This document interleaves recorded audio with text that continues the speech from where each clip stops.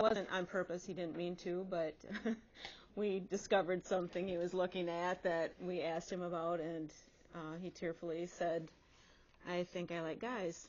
And that started us down a path that has really changed our whole life, I guess. At that point, he said that, but then he kind of backtracked and said, well, maybe I'm bisexual, I don't know. And for the next couple of years, he really didn't want to talk about it very much. And so we didn't push him because he was trying to figure it out. And but yeah, and so were we. We didn't want to talk about it too much either. But the first thing we said to him was, it doesn't matter, we love you anyway. You know, that's fine. However, our acceptance wasn't quite the acceptance that we have today. We had a lot of learning to do.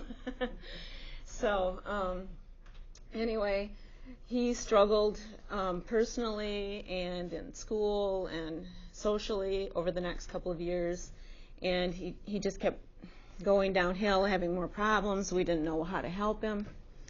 And so eventually we had heard about PFLAG Tri-Cities, and so we went to a meeting with much trepidation.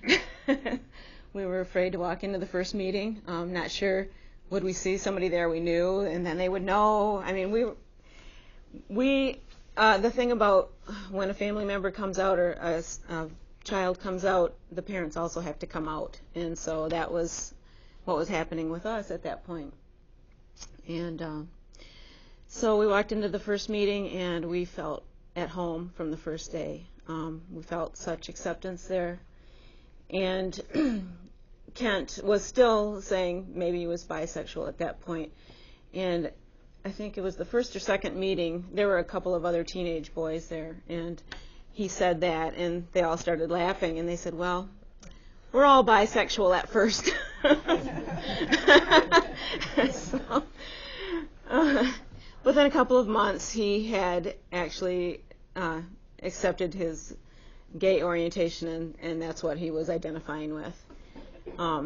Started feeling a lot better about himself on some levels, but it took him a while.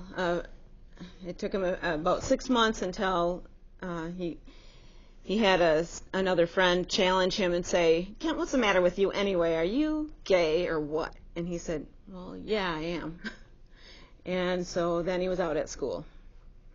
We had talked about that prior to him doing that because he was being picked on, bullied.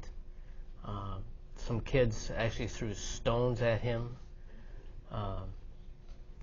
So he was living in a certain amount of fear every day.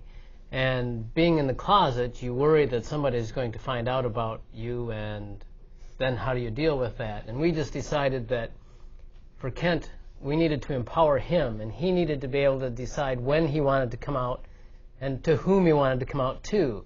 So we just said, whenever you're ready, that's fine, and let's take the power away from the people that were trying to beat him up and give it back to him, which is what he did that day. Now, it helped for a while, but then after the initial shock, everybody still starts picking on him because he's gay. And he's out, and it's a small school, and nobody else is out.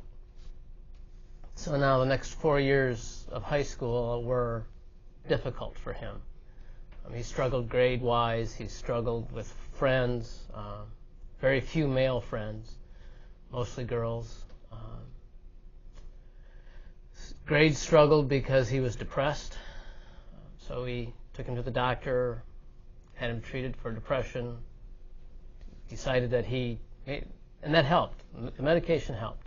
I'm a pharmacist, so we talked through everything. We figured out what we wanted to do. I talked to the doctor. We made the decision, started the therapy, and it helped. But then he decided he wanted to be normal. He wanted to be a normal kid. Didn't want to have to take a pill. So he stopped. And back down the hill he goes. So now we're back on track. Struggled through high school. His junior year